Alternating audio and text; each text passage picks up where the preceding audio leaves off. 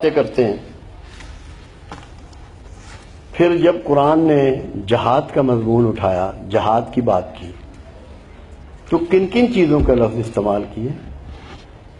قلم سے، زبان سے، مال سے، جان سے۔ تو صحافی جو ہے کم سے کم قلم اور زبان سے جہاد تو کر رہا ہے، بہت بڑے درجے میں شمار ہوگا اللہ کے ہاں بھی، اور یہاں بھی عزت پائے گا کہ اس کی زبان اگر حق پر ہے اور سچ پر ہے، اور اس کا قلم حق اور سچ کے لیے اٹھتا ہے اور تعمیر کے لیے اٹھتا ہے، تو وہ تو 24 آور جہاد میں ہے، اس کا جہاد تو کنٹینیو ہے۔ تو کتنا معتبر ہے وہ اللہ کی نظر میں، کتنا معتبر ہے اپنی قوم کی نظر میں، کتنا معتبر ہے رسول اللہ کی نظر میں۔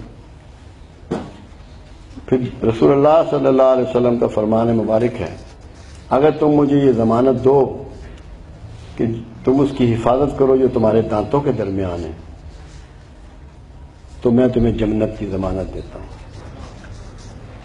اس کو ایسے نہیں چلانا۔ میرا تجربہ یہ کہتا ہے، میں نے جو زندگی میں دیکھا ہے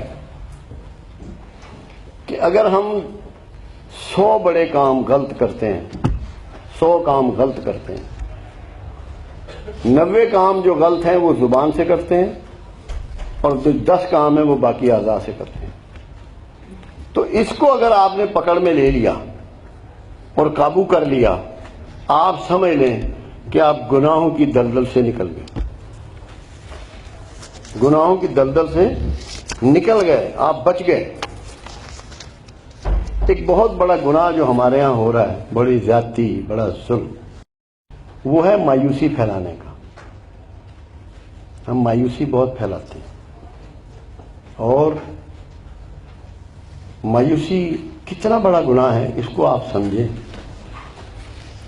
عزازیل اللہ کا بڑا مقبول مقرب تھا، بہت علم والا تھا، اس سے زیادہ سجدے کسی نے نہ کیے تھے۔ جب پروردگار نے اس کی بجائے آدم کو زمین کا خلیفۃ الارض بنا دیا، وہ مایوس ہو گیا۔ جب مایوس ہوا تو اللہ نے اس کا نام ابلیس رکھ دیا عزازیل کی بجائے۔ ابلیس کہتے ہیں انتہائی مایوس کو۔ تو اس نے امیڈیٹلی مایوس ہوتے ہی کرائم شروع کر دیے۔